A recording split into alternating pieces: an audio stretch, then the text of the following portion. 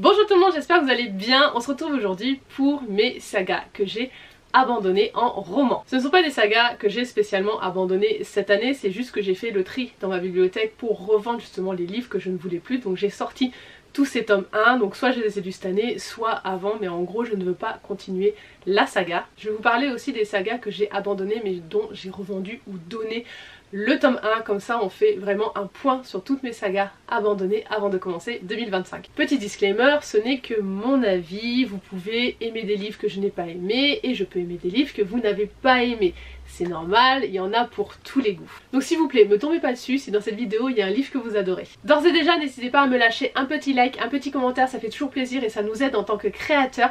Dites-moi quelles sont les sagas que vous avez abandonnées et pour la majorité silencieuse, laissez-moi un emoji cœur brisé. Parce que je vais peut-être briser votre cœur en parlant de ces sagas que moi je n'ai pas aimé. On commence avec une romance, c'est Wild, le tome 2 de Christina Lauren chez Pocket. Je l'avais trouvé en boîte à livres, je n'ai pas lu le tome 1 mais j'avais vu qu'on pouvait lire le tome 2 séparément.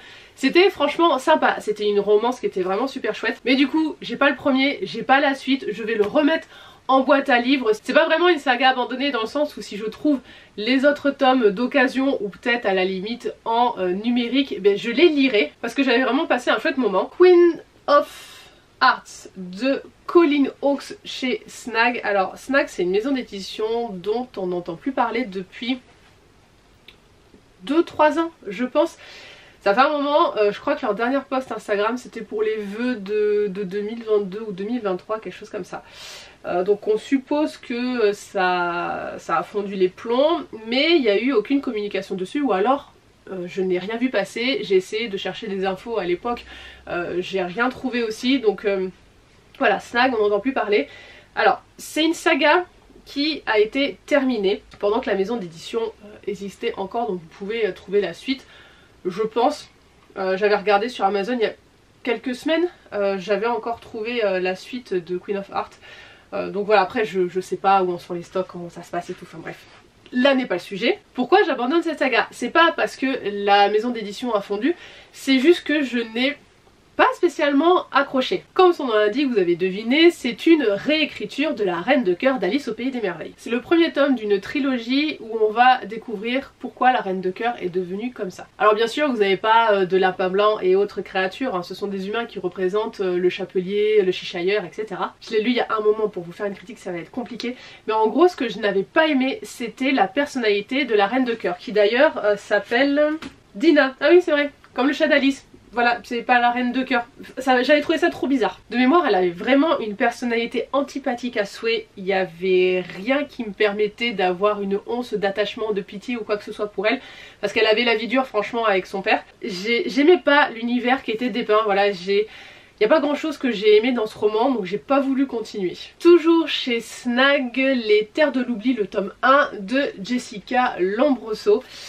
Il y a un tome 2 qui est sorti et je ne sais pas si techniquement il devait y avoir une suite, mais peut-être que l'autrice reprendra ses droits pour publier sa saga et donc cette suite ailleurs s'il y en a une, j'en sais rien. Et comme son nom l'indique, clairement ça peut s'oublier. Je vais vous lire le résumé. Lors d'une étrange nuit, Eva réchappe de justesse à la mort. Alors ça se passe dans les 2 premières pages de mémoire.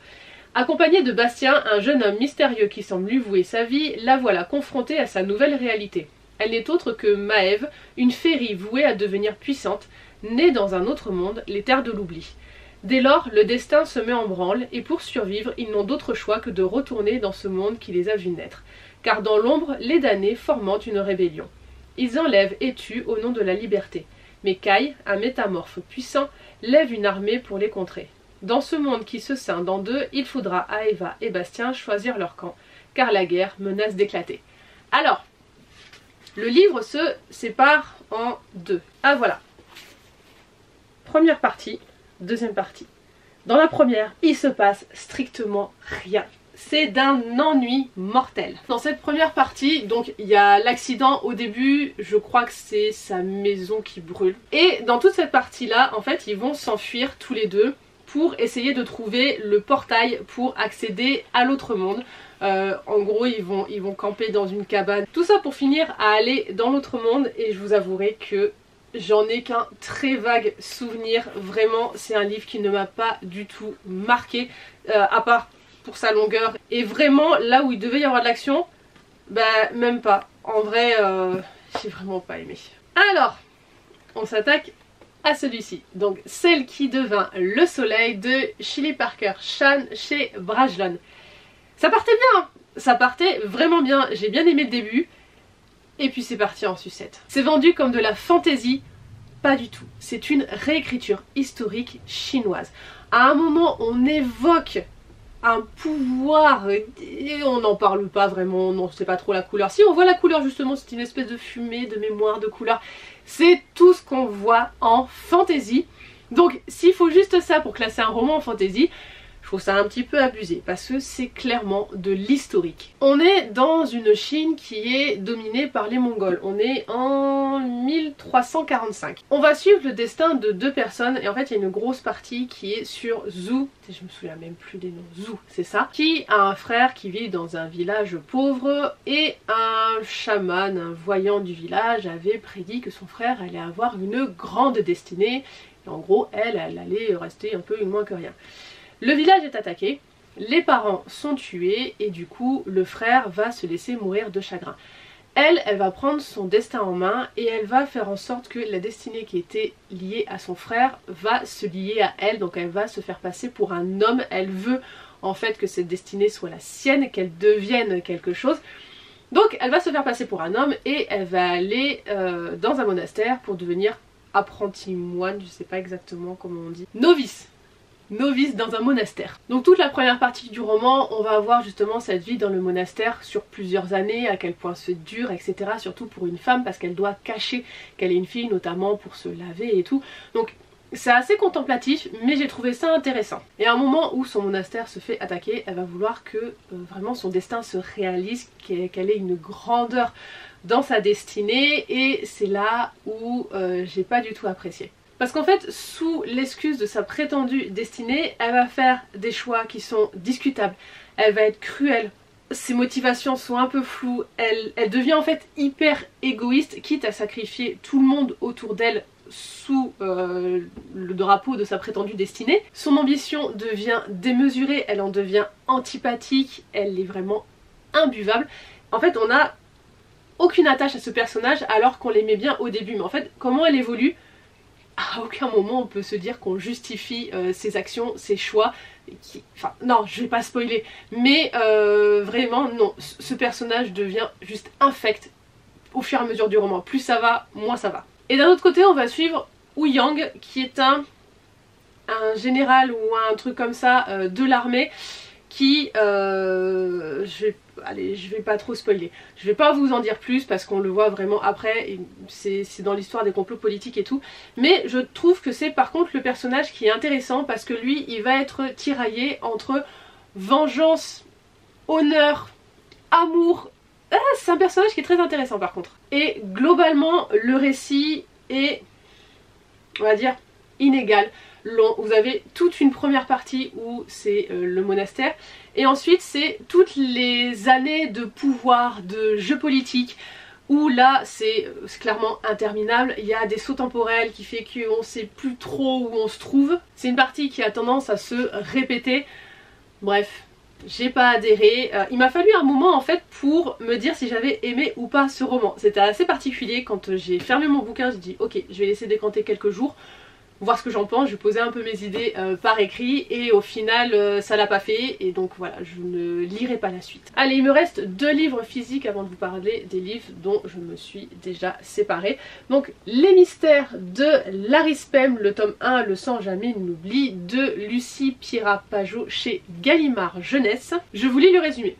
1899, dans cette cité-état indépendante où les bouchers constituent la caste forte d'un régime populiste, 3 destins se croisent. Liberté, la mécanicienne hors pair, Carmine, l'apprenti loup de Chebem, donc bouchère, alors en fait, je vous expliquerai après, et Nathanaël, l'orphelin au passé mystérieux. Tandis que de grandes festivités se préparent pour célébrer le nouveau siècle, l'ombre d'une société secrète vient planer sur la ville.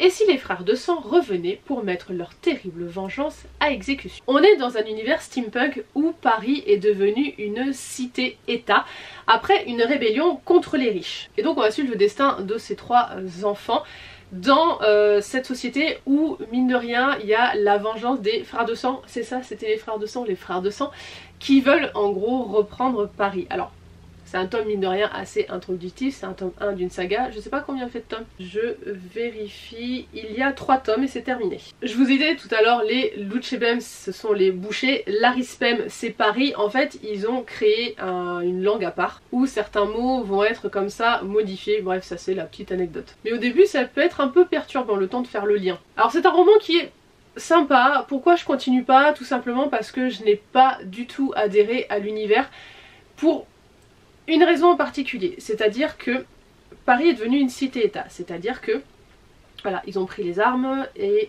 Paris c'est une ville mais c'est devenu un état à part entière et en fait il y a le reste de la France qui gravite autour, qui échange avec l'Arispem, etc.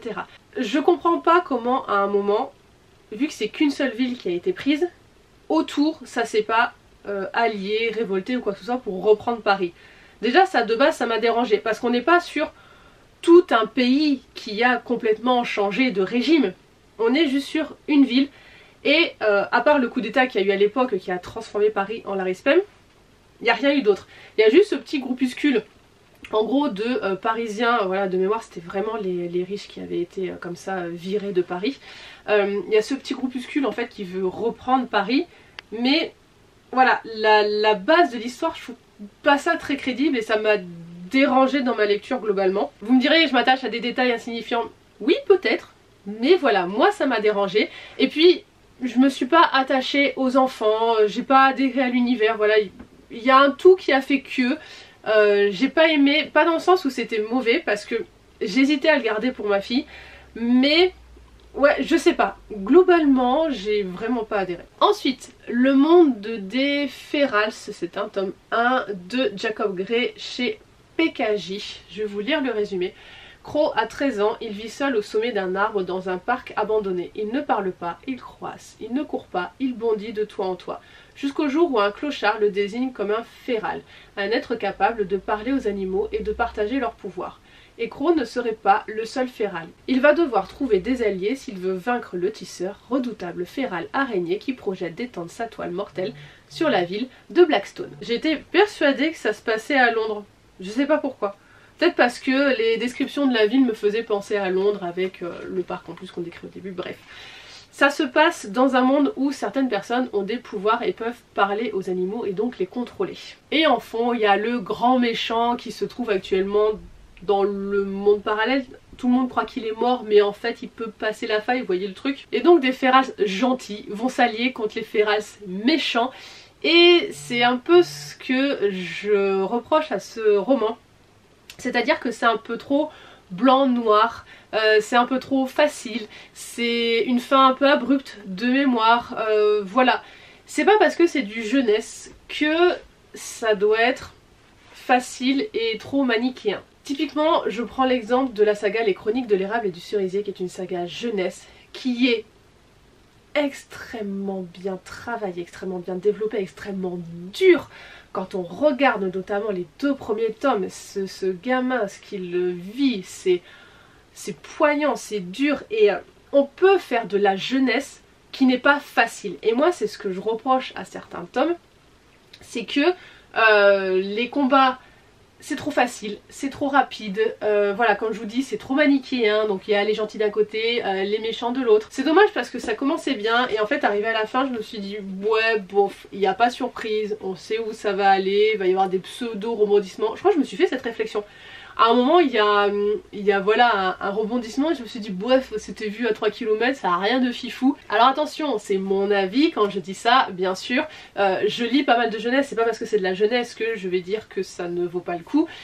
Comme je vous ai dit voilà il y a des jeunesses qui sont extrêmement bien faites, extrêmement bien travaillées, mais j'aime pas quand sous couvert de la jeunesse on va vers la facilité. Je vais peut-être le garder pour ma fille, alors clairement elle a pas l'âge, hein, elle a 4 ans et demi, mais en fait je commence à lui constituer une bibliothèque de livres jeunesse, ado, voilà pour plus tard. Et pourquoi pas, vraiment pourquoi pas, parce que mine de rien, voilà, j'ai beau cracher un peu dessus, ouais, je suis peut-être un peu dure, mais ça restait un univers sympa, une histoire sympa, c'est juste que bah, j'ai été déçue de comment ça a été amené en fait à la fin. Je pense pas que je lirai le 2 et le 3. J'ai d'autres priorités, bon après ils sont vraiment petits, ça se lit vite. Je vais le garder quand même pour ma fille celui-là. Allez, c'est parti pour les tomes que je n'ai plus parce que voilà, je les ai revendus ou je les ai donnés. Dedans, il y en a 2 que j'ai DNF. La plupart du temps, je n'abandonne pas les livres, je vais jusqu'au bout parce que je me dis qu'à la fin, va peut-être y avoir le truc, surtout qu'après il y a un tome 2. Là, j'ai pas pu. Tout d'abord, il y a Skandar, le tome 1. Alors lui, c'est particulier, c'était la première fois que j'écoutais un livre audio. Alors techniquement non, parce que j'avais écouté Harry Potter en audio, le 1, à l'époque de sa sortie. Et j'avais bien aimé. Là je sais pas si c'était la narration qui me plaisait pas ou le format audio, parce qu'en fait quand on écoute un livre on a tendance à faire d'autres trucs à côté, et ça m'arrivait de revenir en arrière en me disant mince j'ai pas compris ça, genre typiquement j'étais en train de ranger mon linge quand j'écoutais ce livre audio et je me suis dit attends mais j'ai pas percuté ce qui s'est passé, obligé de revenir en arrière. C'était juste infernal. C'est pas pour moi les livres audio. C'est pour ça que je sais pas si vraiment je l'abandonne. Est-ce que je la retenterai pas en livre papier ou en numérique. Les Décharnés de Paul Clément. On est dans une histoire de zombies en Provence et clairement si vous avez vu The Walking Dead, bah c'est exactement pareil dans le livre et c'est ça que j'ai reproché, c'est pour ça que j'ai pas voulu continuer. Alors j'ai pas fini la série The Walking Dead, mais on sait que le virus en gros est à l'intérieur de vous et même si vous mourrez de façon naturelle, pas croqué par un zombie, vous allez quand même vous transformer en zombie. C'est, spoiler alert, pareil ici, vous avez genre le même groupe avec un Negan qui est en train de voilà, persécuter un peu tout le monde. Je trouve que ça n'a rien apporté. Ok, il y a une relation entre cette vieille personne et cette petite fille qui l'a sauvée. Ouais, c'est touchant, mais voilà, c'est le seul truc à la limite du roman que je vais retenir parce que le reste, c'est vraiment une histoire de zombies classique. En tout cas, si vous avez lu ou vu des séries de zombies, il y a rien qui révolutionne en fait. Même les zombies, ils ont rien d'original. On n'est pas genre sur des zombies là World War Z où ça trace et il faut y aller quoi. Non, là c'est vraiment les zombies qui sont tout lents, qui arrivent en horde, c'est... Voilà, même pour ça il n'y a pas d'originalité. Je vous dis, c'est vraiment The Walking Dead. Là pour le coup, après si vous aimez les romans de zombies, tant mieux, franchement il vous plaira parce qu'il reste sympa, c'est un roman qui reste vraiment sympa. Mais moi je voulais voir autre chose. Et je l'ai pas eu, c'est pour ça que je ne continue pas. L'autre livre que j'ai DNF, c'est Gronde d'étoiles, le tome 1 de Abby... Alors, je vais écorcher son nom, c'est obligé. Elphinstone. Et c'est chez Gallimard Jeunesse. Alors je vais vous lire le résumé parce que j'en ai un vague souvenir et je serai incapable de vous le refaire. Casper Tock, 11 ans, se garde du risque et de l'imprévu jusqu'au jour où, caché à l'intérieur d'une horloge, il est projeté dans la contrée magique de Gronde d'étoiles où vivent les géants des nuages, les mégères des ondées et les arbres aux alibis. Alors que ce royaume est menacé par la harpie Morgue, il fait la rencontre d'Ultra Ingrate, une jeune fille très libre, et Arlo, son petit dragon. Ah oui c'est vrai, alors on a le monde qu'on connaît et il y a Gronde d'étoiles, donc ce monde parallèle. Donc lui il est passé donc de l'horloge à ce monde et il est arrivé dans un arbre. Je crois que c'est là, c'est l'arbre des alibis parce qu'en fait ça lui a donné une excuse. Enfin, ouais. Bref. En fait ce monde là, c'est lui qui va créer la météo, qui va créer voilà, pas mal de choses du monde réel. Et ce monde là est menacé donc par voilà, Morgue. En gros si Gronde d'étoiles est menacé, c'est notre monde à nous qui est menacé aussi parce que toute la météo est gérée par eux. Alors je sais plus s'il y avait d'autres trucs que la météo, mais voilà, parce que, comme je vous dis après je l'ai pas exploré beaucoup parce que je l'ai DNF assez vite. En fait les deux enfants vont s'allier pour partir à la recherche de Morgue ou à la recherche de je sais plus quoi qui va peut-être amener à Morgue après. Je sais plus exactement. Ils vont partir à l'aventure et ils vont prendre une barque et ils vont sillonner sur un long fleuve pas tranquille mais tranquille quand même. En fait c'est là où j'ai DNF, c'est-à-dire qu'ils partent sur un long fleuve où après au bout ils doivent trouver la sorcière ou un truc comme ça. Peut-être que là moi je me suis arrêtée là, ils devaient trouver une sorcière qui après devait les guider quelque part. Bref. En fait sur ce long fleuve on va avoir des petites péripéties, des monstres qui vont les attaquer, des trucs comme ça.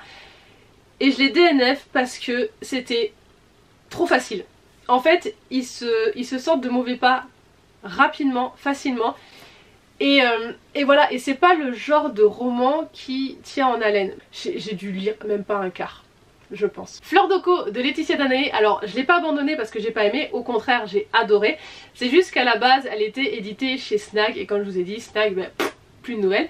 Et donc du coup elle a repris ses droits et elle a publié sa saga chez Hachette. Donc en fait je me suis séparée de mon tome de chez Snag parce que je compte le reprendre chez Hachette. À la base chez Snag elle devait faire 4 tomes. Finalement chez Hachette il y en a eu 2, donc elle a réuni 2 tomes en un. Merci Marie les calculs. Je vais pas passer plus de temps sur cette saga, c'est pas vraiment une saga abandonnée, c'est juste que ça change de maison d'édition et je la continue. Enfin je la continue, j'ai toujours pas acheté tome 1. Moana de Silène Edgar chez Castlemore, il y a 3 tomes, c'est une saga qui est terminée. Alors rien à voir avec le Disney que vous connaissez. La Polynésie où vit Moana est désormais couverte de neige. Et le monde, en proie à un terrible refroidissement, doit être repeuplé de toute urgence. C'est pour cela que Moana devra bientôt se marier et avoir des enfants. Mais Moana a un secret. Son arrière-grand-mère, Mémine, qui reste cachée à la maison pour ne pas être envoyée comme tous les anciens dans une maison du souvenir. Mémine raconte à Moana sa jeunesse et comment était le monde avant la terrible catastrophe. C'est probablement ce secret qui donnera la force à Moana de refuser sa vie toute tracée et de partir à l'aventure. Donc voilà, on est dans un monde post-apo où Moana refuse en gros son destin de pondeuse, hein, on va dire les termes. Hein. Moana qui va s'enfuir de son île avec sa grand-mère pour... Alors je crois que c'est la France et pour retrouver l'amour perdu de sa grand-mère.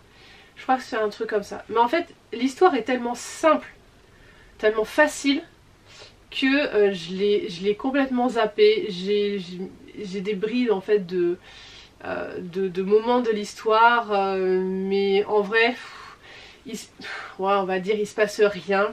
C'est surtout un roman axé sur... voilà, sur l'amour, sur la nostalgie, sur des trucs comme ça. Je me souviens juste de moments en fait, voilà, dans le bateau, donc avec qui elle était, puis après sur Terre, où est-ce qu'elle va, et le périple un peu qu'ils font, mais c'est pas une histoire transcendante. Alors avec cette saga, je vais me faire des ennemis, je le sens. J'ai abandonné la guerre des clans après avoir lu le tome 1. Déjà c'est une saga qui est interminable, de ce que j'ai compris c'est un collectif d'auteurs, donc chacun va écrire des romans, c'est pour ça que ça n'en finit plus. Il y a 49 tomes plus 17 hors série. No way. Donc on va suivre une bande de chats, enfin plutôt un chaton qui était domestiqué et qui va rejoindre une bande de chats sauvages et on va suivre comme ça le quotidien de ce petit clan. Tout le côté anthropomorphisme me gêne vraiment et c'est pour ça aussi que je n'ai pas aimé Pax. Là aussi je pense qu'on va me jeter des cailloux.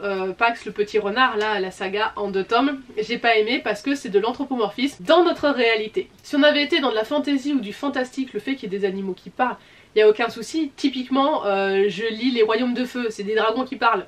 Et voilà, mais ça me dérange pas parce que ce sont des dragons.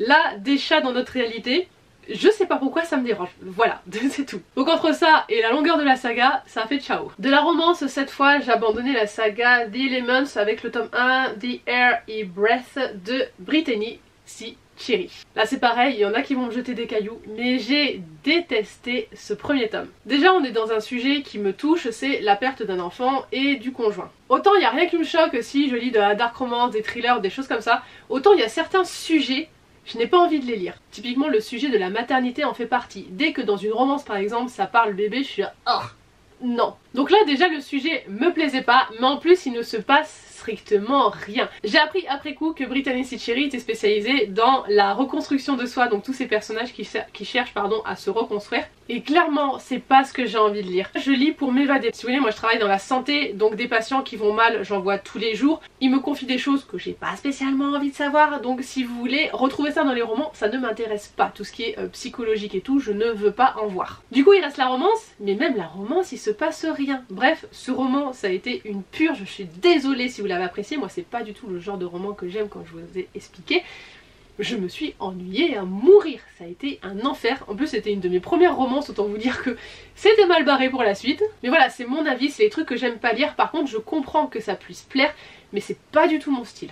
Allez, il reste 2 sagas que j'ai abandonnées. Tout d'abord Paradict chez Gallimard Jeunesse de Pauline Pucciano. À la base je croyais que c'était un one shot et puis en recevant le catalogue des services de presse de Gallimard Jeunesse, j'ai vu qu'il allait avoir la suite. En soi, le premier tome est vraiment sympa, mais je ne souhaitais pas le relire parce que c'est le genre de livre qu'on va lire qu'une fois. En gros, on va être dans une enquête dans un monde post-apo et c'est plus un livre qui va poser les réflexions sur jusqu'où on est prêt à aller pour sauver notre monde.